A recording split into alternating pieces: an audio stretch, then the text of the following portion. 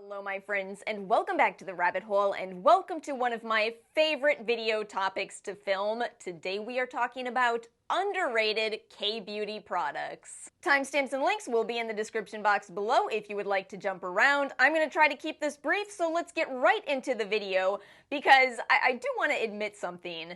I'm not entirely sure if all of my picks in this video are underrated. Do you know what I mean? I've seen this lion pear cream discussed more and more often on YouTube, which is so exciting. But I also remember when I called Beauty of Joseon underrated. It was true at the time. I don't think it is anymore. It's funny how these things change, and yet I still feel like K-beauty as a whole is underrated in America. Do you all know? I still meet people who say things like, "Oh, you use Korean skincare? I didn't know Korea made beauty products." So let's roll with it. There's a pretty decent chance you haven't heard of at least everything I've talked about in this video. So, getting into it, I want to talk about these two again, even though they are on my personal top 10 list. And I want to talk about these together because these two are a duo at this point to me. They are my duo for acne care.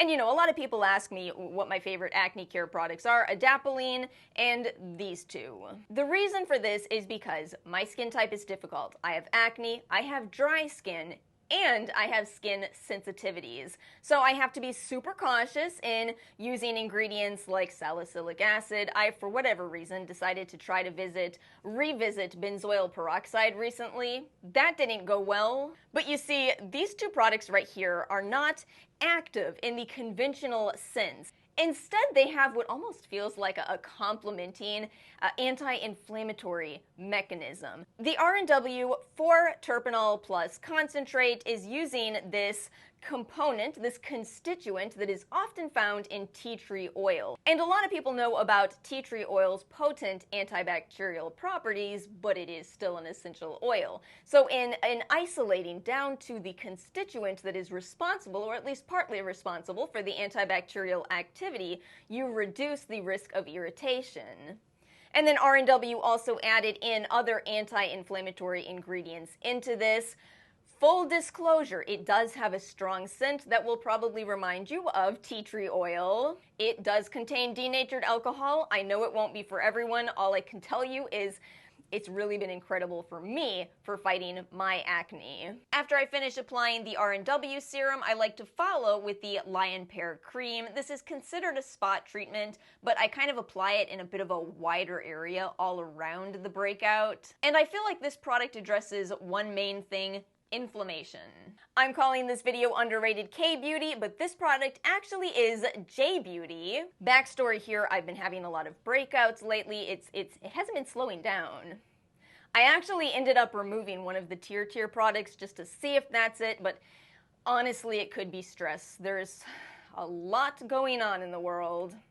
Whatever it is that's to blame, I was really having a bad breakout over here, and my standard adapalene and benzoyl peroxide washes weren't cutting it. So I have added these in, took out one tier product. We'll bring it back just to finalize the testing, but so far so good. I'm actually finally seeing that breakout start to clear up. By the way, just so you know how much I love these, how much I'm not kidding when I say products are in my top 10 list. Here's some backups still in their boxes. I do not ever want to run out of these two products. We have got to talk about medi-peel next because it is such a funny story.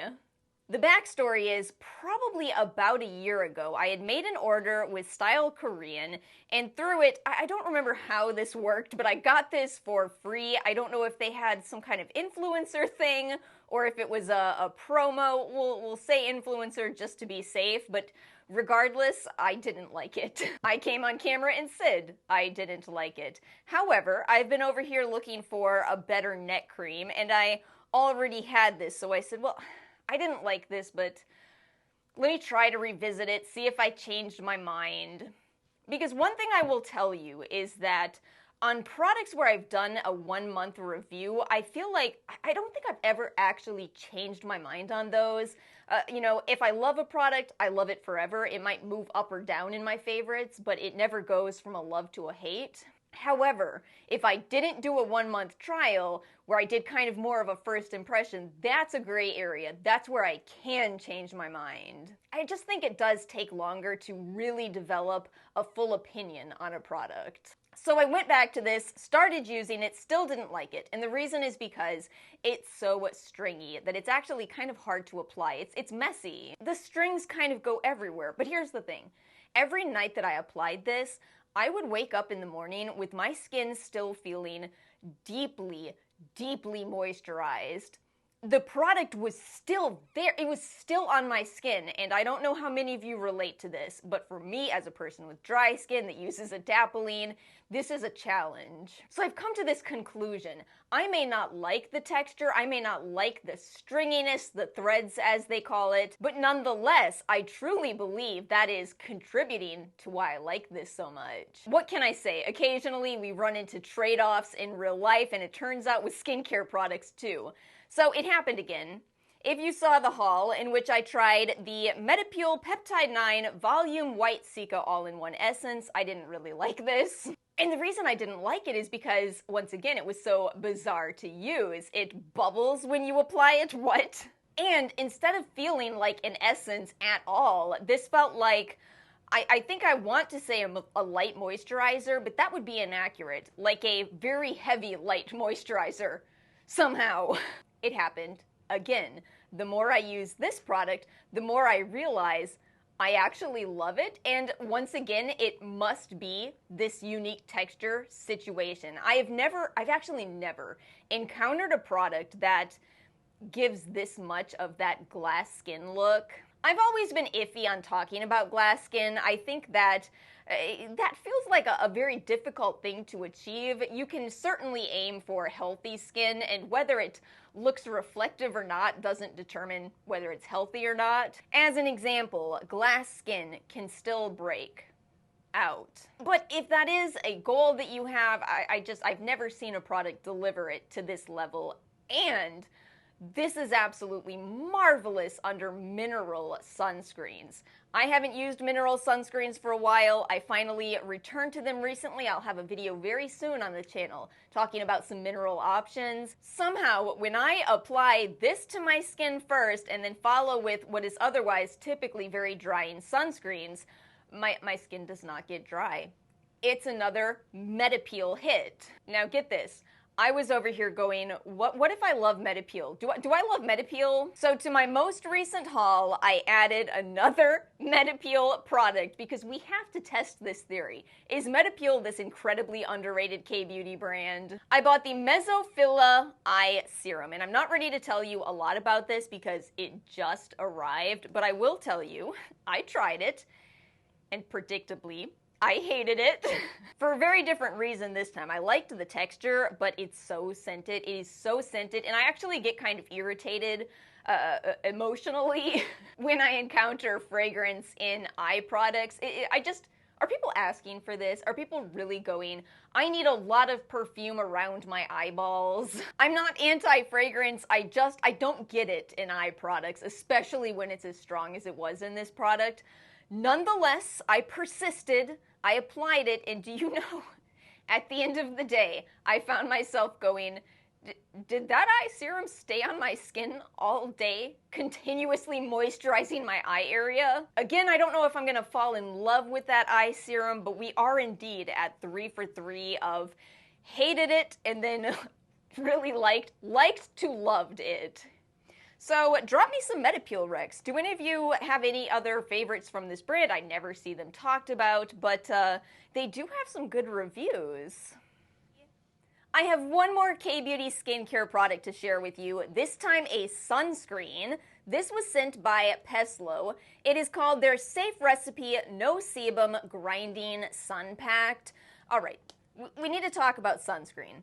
I think it is important for everyone to know that your favorite sunscreen for certain things might be different. As an example, my favorite sunscreen to wear to work is not the same as my favorite sunscreen to wear to the pool, which is not the same as my favorite sunscreen to wear when I'm hiking. I'm gonna choose a different sunscreen for those three scenarios because they're all different. You know, at the pool, I can keep reapplying sunscreen no problem, but the difference with hiking is, are my hands clean?